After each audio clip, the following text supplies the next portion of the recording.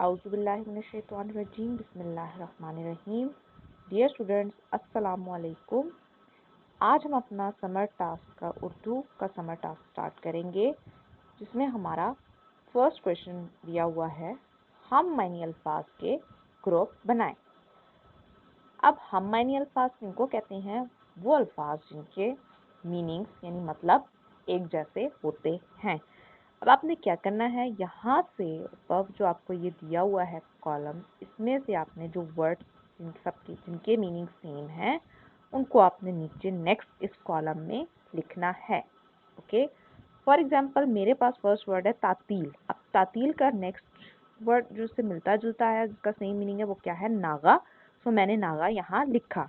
उसके अलावा यहाँ पे एक और वर्ड सेम है जो कि है छुट्टी, और छुट्टी का मतलब भी तातील होता है, तो मैंने इसको यहाँ पे लिखा।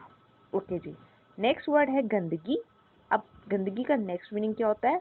गलाजत भी होता है, सेम मीनिंग। सो मैंने यहाँ पे गलाजत भी लिखा। थर्ड वर्ड इज पल। अब पल का मीनिंग क्या होता है? वक्त। और नेक्स्ट उसका क्या वर्ड हो सकता है? लम्हे भी। सो मैंने ये इनके आगे लिख लिया, इन तीनों को मैंने इकट्ठे लिख लिया। स्टूडेंट्स, अब आपको समझ आ गई होगी कि आपने किस तरह से यहाँ से वर्ड्स फाइंड करने हैं जिनके मीनिंग सेम होते हैं, और उनको यहाँ पर कॉलम्स में आपने लिखते जाना है। बट स्टूडेंट, एक चीज़ माइंड में रखिएगा कि सिर्फ वही वर्ड्स लिखिएगा कि जिनके मीनिंग सेम होते हैं। ओके, अब आपका क्वेश्चन नंबर 2 आ जाता है, लाहकों की मदद से अल्फाज मुकम्मल करें।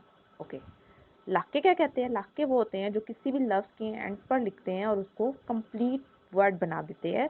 फॉर एग्जाम्पल, अगर मेरे पास एक वर्ड था दुकान, मैंने उसके आगे लगा दिया लाका दार, तो पूरा वर्ड क्या बन गया? दुकानदार। इसी तरह मेरे पास नेक्स्ट वर्ड है दौलत, मैंने उसके आगे लाका लगा दिया मंद का, तो क्या बन गया पूरा वर्ड? दौलतमंद।